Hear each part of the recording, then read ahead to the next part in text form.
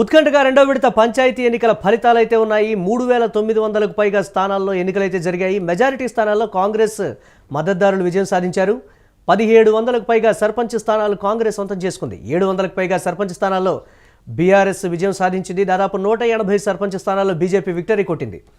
ఎమ్మెల్యేలకు మంత్రులకు షాక్ ఇచ్చారు సర్పంచ్ ఎన్నికలు. ఇక దేవరకద్రి ఎమ్మెల్యే మధుసూదన్ రెడ్డి సొంత గ్రామం దమగ్నాపూర్లో ఓడిపోయింది. కాంగ్రెస్ పార్టీ మద్దతుదారుడు ఓడిపోయాడు. మంత్రి దామోదర్ దత్తత గ్రామంలోనూ కాంగ్రెస్ ఓటమి పాలవడంతో ఇక కాంగ్రెస్ శ్రేణులు అయితే నిరుత్సాహంలో ఉన్నాయి. షాద్నగర్ ఎమ్మెల్యే శంకరయ్య సొంత ఊరు వీరపల్లి గ్రామంలోనూ బీఆర్ఎస్ అయితే గెలిచింది. రెండో విడతలో భారీగా పోలింగ్ అయితే నమోదైంది. పలు గ్రామాల్లో ఉద్రిక్తంగా సర్పంచ్ ఎన్నికలు కొనసాగినటువంటి పరిస్థితి ఉంది. సీఎం రేవంత్ రెడ్డి సొంత జిల్లాలో కాంగ్రెస్ ఎమ్మెల్యేలకైతే ఝలక్ తగిలింది. సొంత గ్రామాల్లో అభ్యర్థులను గెలిపించుకోలేకపోయారు ఎమ్మెల్యేలు. తొలి విడతలో జడ్చర్ల ఎమ్మెల్యే అనిరుద్ రెడ్డికి ఇదే పరిస్థితి అయితే నెలకొంది. దీనిపై మరిన్ని అప్డేట్స్ మా కరెస్పాండెంట్ సతీష్ లైవ్ ద్వారా అందిస్తారు. సతీష్, ఏంటి దీనికి సంబంధించి చిత్ర విచిత్రాలు చోటు చేసుకున్నటువంటి పరిస్థితి? కాంగ్రెస్ అయితే ప్రస్తుతం లీడ్లో ఉన్నటువంటి సిచ్యువేషన్, అప్డేట్స్ ఏంటి ఓవరాల్గా? మురళి, దీనికి సంబంధించి ప్రస్తుతం తెలంగాణలో రెండో విడత పోలింగ్ అయితే జోరు కొనసాగుతుంది. దీంతోపాటు కాంగ్రెస్ సర్పంచ్ అభ్యర్థులంతా కూడా ఒకవైపు దూసుకెళ్ళిపోతూ ఉన్నారు. ఇప్పటికే 1700 పైచీలకు దాదాపు 1800 దగ్గర సర్పంచ్ స్థానాల్లో కాంగ్రెస్ బలపరిచినటువంటి అభ్యర్థులైతే గెలుపొందారు. అలాగే బీఆర్ఎస్కి సంబంధించినటువంటి సర్పంచ్ అభ్యర్థులు కూడా 950కి చేరుకున్నారు. బీజేపీ 200 మార్కును చేరింది.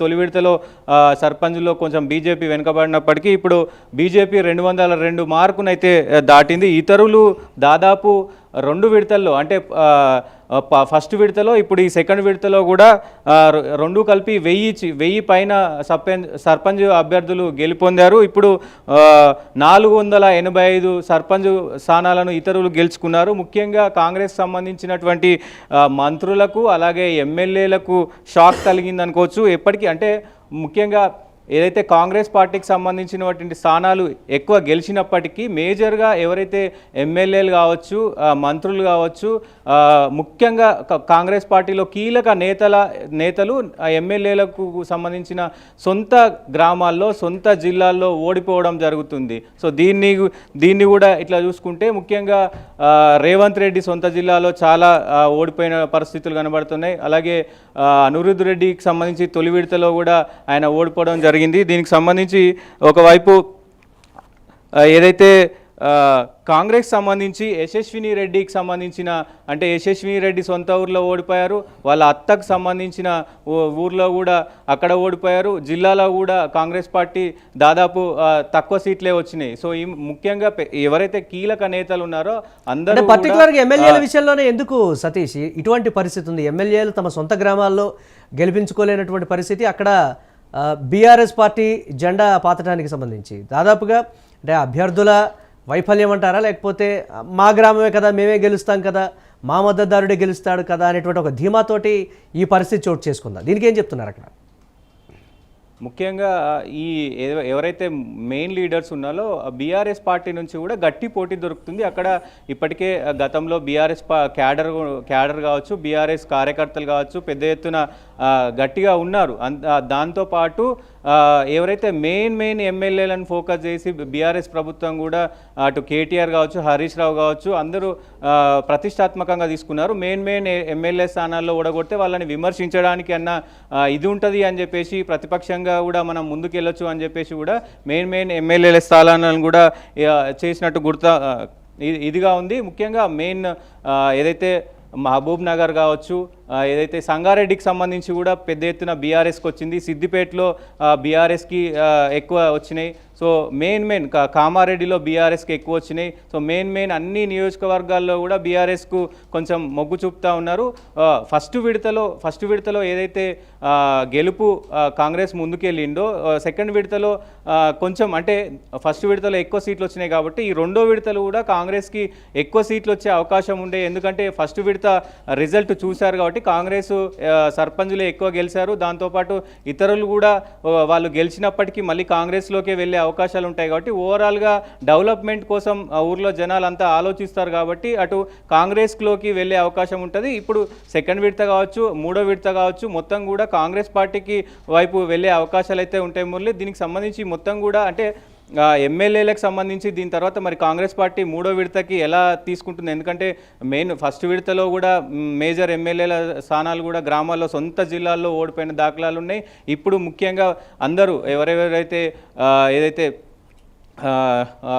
ఈర్లపల్లి శంకర్ కావచ్చు, అలాగే యశస్విని రెడ్డి కావచ్చు, మహబూబాబాద్ అంటే రేవంత్ రెడ్డి సొంత జిల్లా కావచ్చు, దగ్గరే ఇక్కడ సంగారెడ్డికి సంబంధించినటువంటి వర్కింగ్ ప్రెసిడెంట్గా ఉన్నారు జగ్గారెడ్డి, ఆ నియోజకవర్గంలో కూడా బీఆర్ఎస్ ముందంజ ఉంది. సో ఈ కీలక నియోజకవర్గాలు అలాగే మంత్రులు ఉన్నటువంటి నల్గొండలో కూడా ఎక్కువ సీట్లు బీఆర్ఎస్కి వచ్చినాయి. సో ఈ నేపథ్యంలోనే ముఖ్యంగా మెయిన్ నాయకులకంతా కూడా షాక్ తలుగుతుందని చెప్పుకోవచ్చు.